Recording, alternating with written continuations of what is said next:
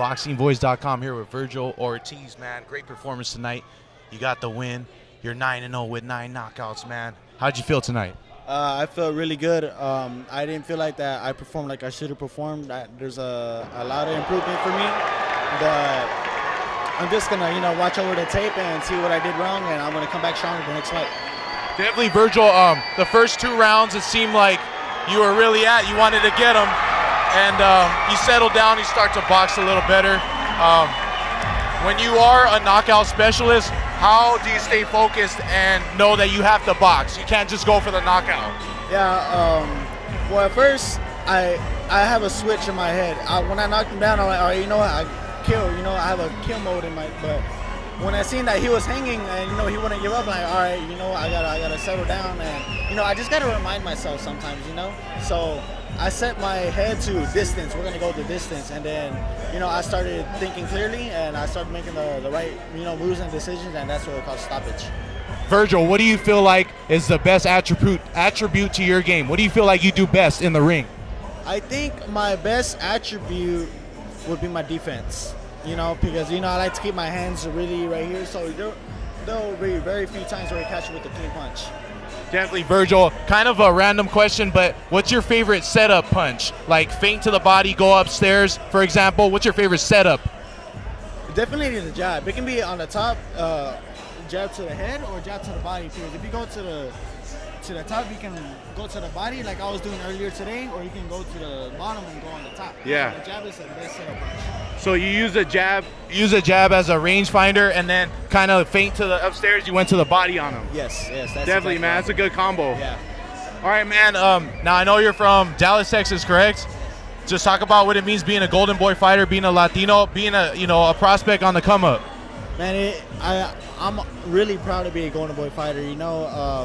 Being a first Golden Boy fighter from Dallas, I believe, opened up a lot of doors for the rest of the Dallas fighters. We don't have a lot of recognition. We're far away from California, and after I got signed, a lot more people from Dallas got signed, and I'm really proud of helping everyone else. And I'm proud of being a Golden Boy prospect. I want to make sure that I perform the best for them. So keep going. For sure, man. You got a taste of a belt.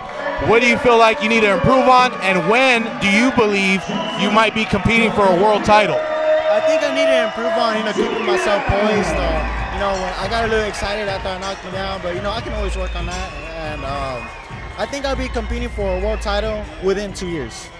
Yes. That's what's up, man. Let me see. So you're at 140. Oh yeah, that was a question. Where did you want to campaign at? At 140 for now?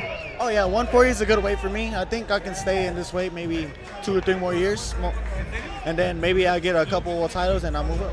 Yeah, definitely, man. The 140-pound division looks like a good spot for you because, with Crawford moving up and then guys moving up, that division is going to be up for grabs here in the near future. Yeah, definitely. I want to get my, my world title resume up in 140, and then the Sharks in 147. That'll definitely prepare me for them. That's what's up, man. I just want to get your quick take. How do you see a potential fight, Errol Spence versus Terrence Crawford? That's the fight everybody wants to see. Man, that's honestly a hard one, because Errol Spence, he has the size, and Crawford, he just has the skill, So really, honestly, right now it's 50-50 for me. I can't choose one, honestly.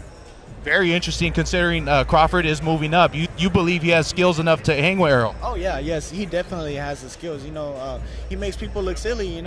People will try to make them fight his fight, but he says no, I'm gonna fight my fight, and that's everyone.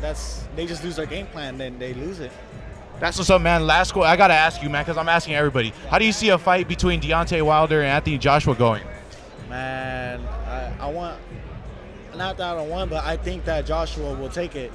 I just think that he has a lot more technique, and I'm not sure how big they are compared to each other, but Wilder's got a couple inches on him, like barely. Yeah, barely. Well, then in that case, Joshua should be all right, because Deontay's been fighting, smaller people, maybe they're heavyweights because they're just bigger, but Anthony Joshua is really gonna close that gap, and I think that's what's going to do it for the fight. I think Joshua's going to win it. Okay, let me ask you this then. Since you believe Joshua wins, how would you advise Wilder to fight that fight? Since he's the leaner guy, what would you tell him? Would you tell him to stick behind the jab, 1-2? How would you tell Wilder to fight Joshua, a guy who knows how to box? Man, honestly, I think Wilder had to take him out early, because if he doesn't take him out early, it's over. Joshua's gonna win it.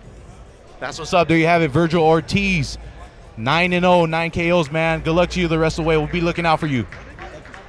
Thank you so much. Oh yeah, shout out any Instagram, Twitter, any of your social media. Instagram and Twitter, Virgil Ortiz, VERGIL Ortiz. For sure, man. ThaBoxingvoice.com. Welcome back, gang, for the first time and hopefully many more to come.